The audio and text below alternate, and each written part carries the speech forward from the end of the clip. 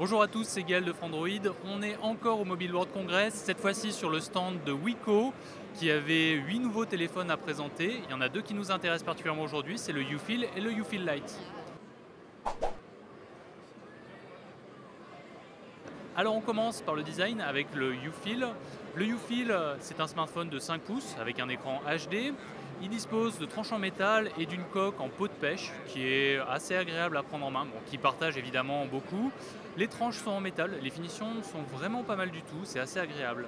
Principale nouveauté de ce Ufeel et première et principale nouveauté sur ce téléphone Wiko, il y a un capteur d'empreinte digitale. Un capteur d'empreinte digitale qui fait aussi office de bouton Home, donc qui est cliquable, on peut cliquer dessus pour revenir à la page principale. Les boutons physiques, quant à eux, sont toujours sur le côté, sur la tranche droite. Évidemment, ça prend le bouton de son et les boutons on-off. La coque est amovible, évidemment, sous laquelle on peut retrouver une carte SIM, et deux cartes SIM d'ailleurs, et une carte SD. Même si ces téléphones sont encore sous Android 5.1, ils devraient sortir sous Android 6.0 Lollipop. Alors évidemment, la Wiko UI change très peu par rapport à l'ancienne Wiko UI sur Lollipop. On trouve peu de nouveautés en fait, si ce n'est ce gestionnaire de capteur d'empreintes digitales qui permet de rentrer jusqu'à 5 empreintes digitales.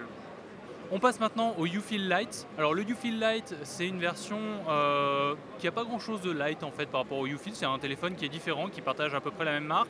Ce qu'il faut savoir, c'est qu'il y a une coque en métal encore qui est derrière. Alors cette fois-ci, cette coque en métal, elle est bien amovible.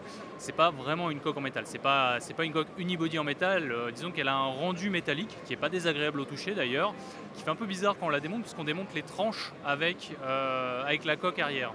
Dessous, comme d'habitude, double carte SIM et carte micro SD. On retrouve sur la façade le capteur d'empreinte digitale qui fait aussi office de bouton Home dessus.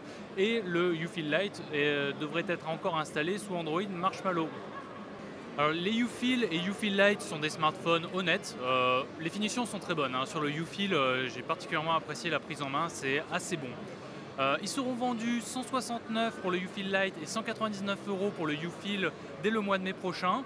Des tarifs qui les positionnent en entrée et en milieu de gamme qui ne sont pas inintéressants. On attendra de les prendre en main et de vérifier toutes les promesses de Wiko, notamment sur le capteur d'empreinte digitale et Android Marshmallow, dès le test qui va arriver très vite. N'hésitez pas à vous abonner à notre chaîne YouTube pour retrouver toutes les vidéos de Frandroid.